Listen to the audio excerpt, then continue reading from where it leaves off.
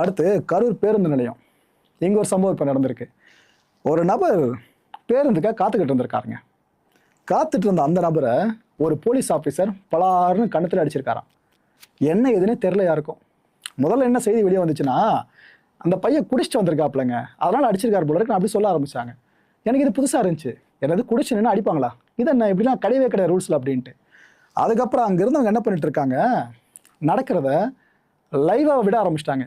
Social media பேஜில் லைவாக அதை அப்படியே காட்ட ஆரம்பிச்சிட்டாங்க. போலீஸ் வந்து தடுக்கிறாப்புல, அந்த ஃபோனை பிடுங்க வராப்புல. ஆனால் அங்கேருந்தவங்க சோரம்போலியே, சார் எதுக்கு நீங்கள் அடிச்சிங்க சொல்லுங்கள், ஆன்சர் சொல்லுங்கள், அது இருக்க லைவை நிறுத்த மாட்டேன்னு ஃபோனில் லைவ் பாட்டுன்னு போய்கிட்டு இருக்கு. அதுக்கப்புறம் சில ஆஃபீஸர்ஸ் அங்கே வராங்க, என்னாச்சு ஏதாச்சுப்பான்னு கேட்குறாங்க. அந்த பையனை சொல்கிறாரு, சார் வெச்சார் சார் காதிலே, எனக்கு காது கேட்க மாட்டேது, எனக்கு இப்போது அவ்வளோ வெயிட்டாக அடி எனக்கு விழுந்திருக்கு, எதுக்கு அடிச்சாருன்னு சொல்லுங்க நாங்கள் போய்டுறோம் அப்படின்னு இருக்காங்க. குடிப்பழக்கமே கிடையாது எங்களுக்கு, எதுக்கு அடிக்கணும், பஸ் ஏறாலும் வெயிட் பண்ணால் அடிப்பாங்களா, என்ன கொடுமை இதுன்னு அவ்வளோ பேரும் கேட்க ஆரம்பிச்சிட்டாங்க. ஏற்கனவே டிபார்ட்மெண்ட் சார்ந்து கெட்ட பேர் நிறைய எழுந்து இப்போ தான் கொஞ்சம் கொஞ்சமாக அந்த கெட்ட பேர்லாம் நல்ல பேராக மாறிக்கிட்டு இருக்கு. அது பொறுக்கலையா? இது போலாம் பப்ளிக் மேலே கையை வச்சு எதுக்கு இன்னும் வாங்கி கட்டிக்கணும்? இந்த விஷயம் சார்ந்தும் அரசோட கவனத்தை கொண்டு போன மக்களே. ஏன்னா பப்ளிக்கே ஜஸ்ட் லைக் தட்னு அறையிற விஷயம்லாம் யாரால ஏற்றுக்க முடியும்?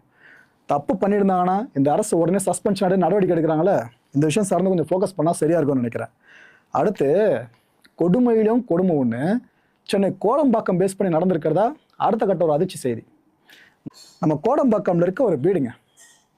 இந்த ஸ்கூல் லீவுக்கெலாம் பசங்க ரிலேட்டிவ்ஸ் வீடுலாம் போவோம் பார்த்தீங்களா, அது போல் 11 வயசு பையன், ஒருத்தன் சின்ன பையன் இந்த வீட்டுக்கு வந்திருக்காப்புல லீவுக்குன்னு சொல்லிட்டு. வடபழனி போலீஸ் ஸ்டேஷன் இருக்குல்ல, அதில் தலைமை காவலராக இருக்க வேலப்பன் அப்படின்ற ஒரு நபர். இவர் டியூட்டிலாம் முடிச்சுட்டு வீட்டுக்கு வந்திருக்காப்புல, ஃப்ரெண்டோட வீடுன்னு சொல்கிறாங்க. ஆக்சுவலாக அந்த வீடு சார்ந்த அந்த பையன் தங்கிட்டு இருந்த ஒரு தகவல் இருக்குது. ஃபுல்லாக சரக்கு அடிச்சுட்டு அந்த பையன் தூங்கிட்டு இருந்த பையனை எழுப்பி ஒரு ரூமுக்குள்ளே அழைச்சிட்டு போயிட்டு அந்த பையன் வாயில் மதுவை ஊற்றுனதா ஒரு குற்றச்சாட்டு இருக்குங்க. அண்ட் அதுக்கப்புறம் இந்த பையன்கிட்ட பாலியல் சீண்டலில் ஈடுபட முயன்றதாகவும் ஒரு குற்றச்சாட்டு. 11 வயசு சின்ன பையன் செஞ்சிருக்கிறது ஒரு போலீஸ் ஆஃபீஸர்ன்ற விஷயம் தான் இங்கே அடுத்த கட்ட பெரும் கொடுமையான விஷயமே. இப்போ இருக்க வெளியே இருக்க புகார் தான் இது, ஓகேவா? அதை சொல்லியிருக்கேன். இந்த பையன் ஒரு கட்டத்தில் என்ன பண்ணியிருக்காரா, டிவி ரிமோட் இருக்குல்ல, இதால் அந்த வேலைப்பனை தாக்கிட்டு அங்கேருந்து தப்பிச்சு வந்திருக்காப்லையா, அந்த அறையை பூட்டிட்டு ஓடி வந்துட்டுருக்காப்லையா.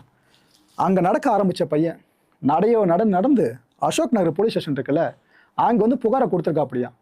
இந்த பையன் கொடுத்த புகாரின் அடிப்படையில் தான் இப்போ போலீஸார் விசாரணை ஆரம்பிச்சிருக்காங்க.